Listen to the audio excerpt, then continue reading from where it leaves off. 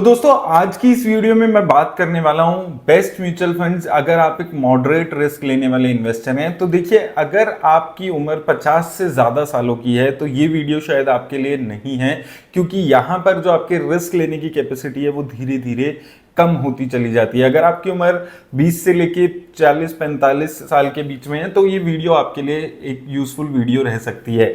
अब देखिए, moderate risk लेने का मतलब यहाँ पर ये हो जाता है कि आप बहुत ज्यादा वॉलेटिलिटी अपने पोर्टफोलियो में ओवरऑल नहीं देखना चाहते और रिटर्न्स भी आप अच्छी रिटर्न्स कमाना चाहते हैं। तो आपके लिए एक ऐसा पोर्टफोलियो सही रहेगा जहां पर जो फंड्स हैं वो small cap, mid cap, flexi cap, large and mid cap, ये 4 कैटेगरी के हों, लेकिन उन कैटेगरीज में वो फंड्स जहां पर डाउनसाइड प्रोटेक्शन आपको बेटर मिलती है, वो फंड्स जो रिस्क उतना नहीं लेते हैं। कैटेगरी स्लाइटली रिस्की है लेकिन रिस्क ज्यादा आपका नहीं लेते हैं। और अगर आप इस टाइप के इन्वेस्टर हैं तो देखिए, एक तो सेक्टोरल फंड्स हैं, उसमें आपको बिल्कुल भी इन्वेस्ट नहीं करना है। आपको बिल्कुल भी सोचना नहीं है कि आपको सेक्टोरल फंड्स में अपना पैसा लगाना है। और साथ में index fund, specifically Nifty 50, Nifty next 50 index fund, इनको भी आप अवॉइड करके चल सकते हैं, क्योंकि ये फंड स्लाइटली लो रिस्क लेने वाले इन्वेस्टर्स के लिए ज्यादा बेटर रहते हैं। तो इसलिए इस वीडियो में हम 4 कैटेगरी चूज किए मैंने, flexi cap, small cap, mid cap और लार्ज एंड मिड कैप। और इस कैटेगरी में वो फंड्स हम यहां पर चूज करने की कोशिश करेंगे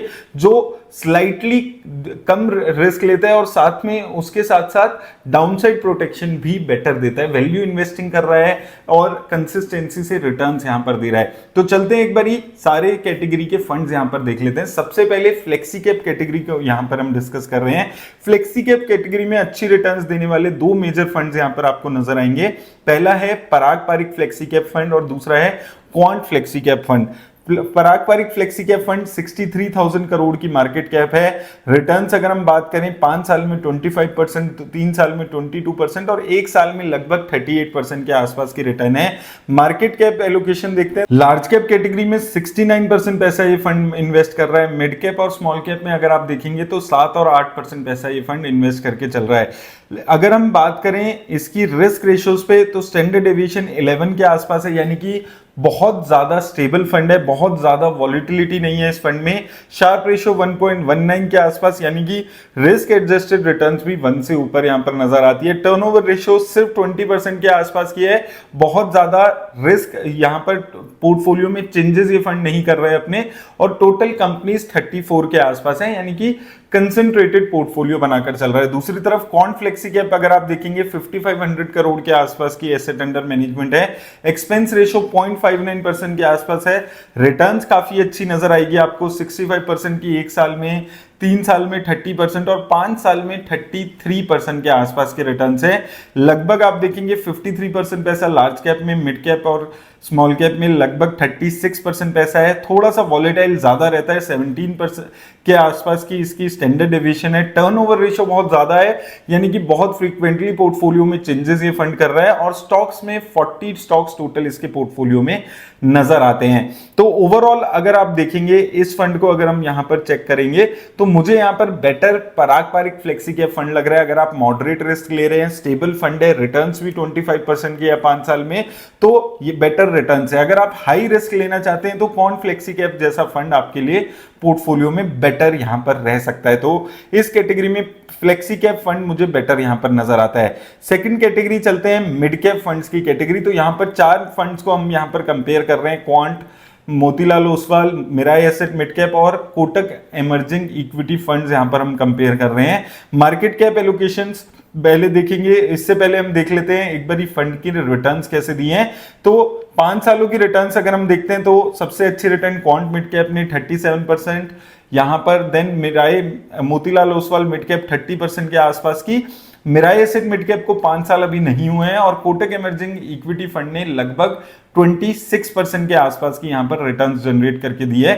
तो रिटर्न्स की अगर हम बात करते हैं, 5 सालों में सबसे अच्छी return quant mid cap fund ने दी है।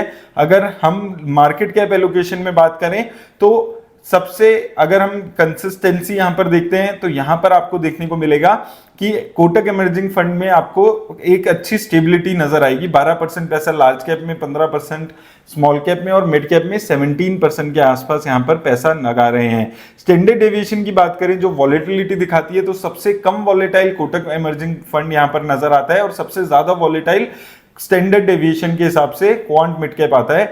टर्नओवर रेशियो भी देखेंगे तो सबसे ज्यादा क्वांट मिड कैप की यहां पर नजर आती है। तो ये फंड को मॉडरेट रिस्क लेने वाले इन्वेस्टर अवॉइड करके चल सकते हैं। अब बचते हैं ये 3 फंड्स। तो यहां पर अगर हम देखेंगे again turnover ratio Motilal Oswal mid cap की 131% के आसपास की हो जाती है।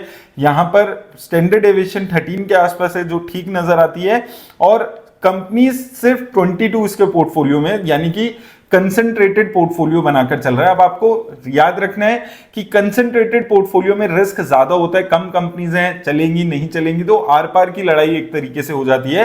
तो इसलिए ये दोनों फंड्स एग्रेसिव इन्वेस्टर्स के लिए बेटर नजर आते हैं। वहीं दूसरी तरफ मिराई एसेट मिड कैप और कोटक इमर्जिंग इक्विटी फंड अगर हम देखेंगे, ये दोनों फंड्स लगभग एक जैसी इन्वेस्टमेंट स्ट्रेटेजी है। यहां पर पी के हिसाब से बात करें तो मिराई एसेट मिड कैप में 25 के आसपास की पी है, टर्नओवर रेशियो 62% के आसपास की है और स्टैंडर्ड डेविएशन भी 14 के आसपास की है। तो मुझे इन चारों फंड्स में जो सबसे अच्छा मॉडरेट रिस्क इन्वेस्टर के लिए लगता है वो Mirae asset mid cap fund यहां पर लग रहा है। सिंस इंसेप्शन एक अच्छी कंसिस्टेंट रिटर्न्स ये फंड जनरेट करके दे रहा है, तो मेरे को पर्सनली ये फंड यहां पर अच्छा लगता है। अगर आपके पोर्टफोलियो में मिराई एसेट के और भी फंड्स हैं तो कोटक इमर्जिंग इक्विटी फंड आपका दूसरी चॉइस यहां पर हो सकती है। तो ये 2 फंड है जो मिराई एसेट मिड कैप और कोटक इमर्जिंग फंड जो मॉडरेट रिस्क इन्वेस्टर के लिए बेटर नजर आते हैं। ये 2 फंड्स क्वांट मिड कैप और Motilal Oswal high risk investors के लिए बेटर ऑप्शन हो सकते हैं। अब बात कर लेते हैं स्मॉल कैप फंड्स की। तो स्मॉल कैप फंड्स में Nippon India small cap, quant small cap और एक्सेस स्मॉल कैप, ये 3 फंड्स हम यहां पर कंपेयर कर रहे हैं। सबसे पहले अगर हम रिटर्न्स की बात करते हैं तो सबसे अच्छी रिटर्न क्वांट ने दिया 43% की, निपन इंडिया ने लगभग 33% की और सबसे कम रिटर्न्स एक्सेस ने दी है 26% के आसपास की।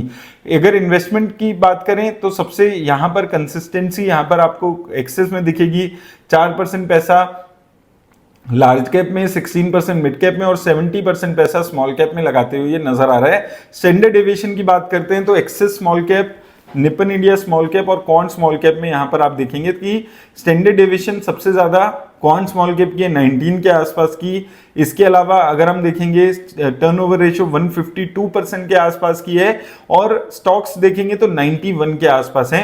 तो यहां पर रिस्क के हिसाब से सबसे ज्यादा risk quant small cap fund यहां पर लेते हुए नजर आ रहा है। तो हाई रिस्क इन्वेस्टर इस फंड को चूज कर सकते हैं। इसके बाद 2 फंड्स बच जाते हैं, निपन इंडिया स्मॉल कैप और एक्सेस स्मॉल कैप। यहां पर निपन इंडिया के साथ मुझे जो दिक्कत नजर आती है, 50,000 करोड़ के आसपास की मार्केट कैप इसकी ऑलरेडी हो चुकी है, एसेट अंडर मैनेजमेंट 202 कंपनीज हैं। तो ओवर डाइवर्सिफाइड मुझे यहां पर ये फंड नजर आता है और थोड़ा सा यहां से कितनी रिटर्न्स आएंगी थोड़ी सी श्योरिटी कम हो जाती है क्योंकि प्राइस टू अर्निंग भी 34.61 के आसपास इसकी है, यानी कि ग्रोथ कंपनीज में ज्यादा पैसा लगा रहा है। तो यहां पर भी थोड़ा सा रिस्क ये ज्यादा लेकर चल रहा है। तो मुझे इन तीनों फंड्स में एक्सेस स्मॉल कैप फंड अच्छा लगता है क्योंकि यहां पर आप देखेंगे स्टैंडर्ड डेविएशन भी इसकी ठीक है, इसकी शार्प रेशियो भी यहां पर अच्छी नजर आती है, टर्नओवर रेशियो भी ज्यादा नहीं है और कंपनीज भी 51 के आसपास इसके पोर्टफोलियो में यहां पर है और रिटर्न्स भी 5 सालों में 26% के आसपास की दी है।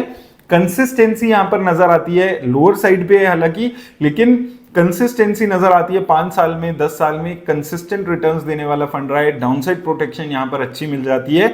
तो इन तीनों में से Axis small cap moderate risk investor के लिए मुझे बेटर चॉइस नजर आती है। लास्ट में आ जाता है large and mid cap funds की कैटेगरी। यहां पर 3 funds again, Axis growth, ICICI Prudential large and mid cap and SBI large and mid cap, ये तीनों फंड्स ने काफी अच्छी रिटर्न्स दी है। यहां पर आप देखेंगे 5 साल में तीनों फंड ने लगभग सेम रिटर्न्स दिए हैं। एक्सेस ग्रोथ अपॉर्चुनिटीज ने 24%, आईसीआईसी प्रूडेंशियल ने 23% और SBI large and mid cap ने 21% के आसपास के रिटर्न दिए। मार्केट कैप एलोकेशन में भी देखेंगे तो 57% पैसा यहां पर ये लगा रहा है, 50% ये लार्ज कैप में और 44% के आसपास ये मिड कैप में लगते हुए नजर आ रहे हैं। तो कंसिस्टेंसी यहां पर भी आपको देखने को मिलेगी तीनों फंड्स की अगर हम कंपेरिजन कर रहे हैं। स्टैंडर्ड डेविएशन की बात करें तो 14.49 के आसपास है। आईसीआईसी की 12.36 और एसबीआई लार्ज की 21 के आसपास यहां पर है स्टैंडर्ड डेविएशन। अगर हम शार्प रेशियो की बात करें तो सबसे अच्छी शार्प रेशियो आईसीआईसी प्रूडेंशियल की नजर आती है 1.7 के आसपास। टर्नओवर रेशियो में बात करें तो टर्नओवर रेशियो तीनों ही फंड्स की अच्छी है, 59%, 51%, 25% के आसपास। कंपनी का कंसंट्रेशन पे बात करें तो एक्सेस में सबसे ज्यादा कंपनीज है, 119 के आसपास स्टॉक, आईसीआईसी में 90 के आसपास और SBI large and mid cap में 79 कंपनीज यहां पर मौजूद है। तो इन तीनों में से अगर हम कंपनी वाइज कंपैरिजन करते हैं तो देखिए हाई रिस्क के लिए मैंने लास्ट वीडियो में एक्सेस ग्रोथ अपॉर्चुनिटीज फंड को यहां पर चूज किया था और इसका रीजन यहां पर है कि ये फंड ज्यादा रिस्क ले रहा है, कंसिस्टेंसी नहीं है इस फंड में, बहुत ज्यादा वॉलेटाइल रहता है। ये कुछ रीजंस हैं जिसकी वजह से मैंने ये फंड यहां पर चूज किया था।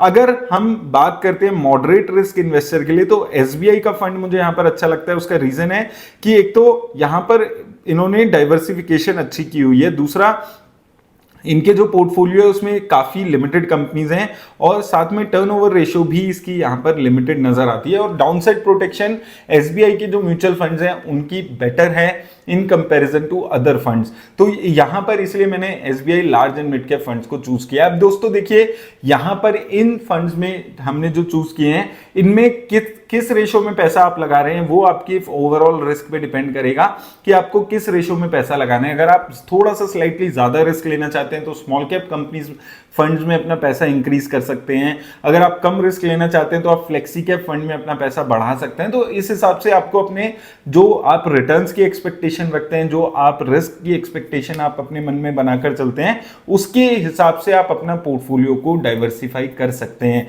लेकिन इन्वेस्ट करते हुए कभी भी म्यूचुअल फंड में आपको अपना रिस्क समझना जरूरी है। आप कितनी वॉलेटिलिटी झेल सकते हैं। आज मार्केट में उछाल है तो शायद आप रिस्क को समझ नहीं पा रहे हैं। जब मार्केट में एक ऐसा पीरियड आता है जब मार्केट चलती नहीं है, जैसे कि 2022 की मार्केट थी, वहां पर आपका रिस्क आपको कॉन्फिडेंस देता है लगातार एसआईपी करने की, लगातार लमसम इन्वेस्टमेंट करने के लिए। इसलिए सिर्फ रिटर्न के पीछे ना भागकर आपको अपने रिस्क को भी कंसीडर करना है जब भी आप इन्वेस्टमेंट कर रहे हैं। स्टॉक मार्केट हमेशा 60-70% की एक साल में जैसे अभी रिटर्न्स आई है नहीं देगी, तो इसलिए अपने रिस्क को ध्यान में रख के इन्वेस्टमेंट की पॉलिसी अपनी बनाइए। उम्मीद करता हूं आपको हेल्प मिलेगी इस वीडियो से, लेकिन याद रखिए किसी भी तरह की इन्वेस्टमेंट की राय नहीं है।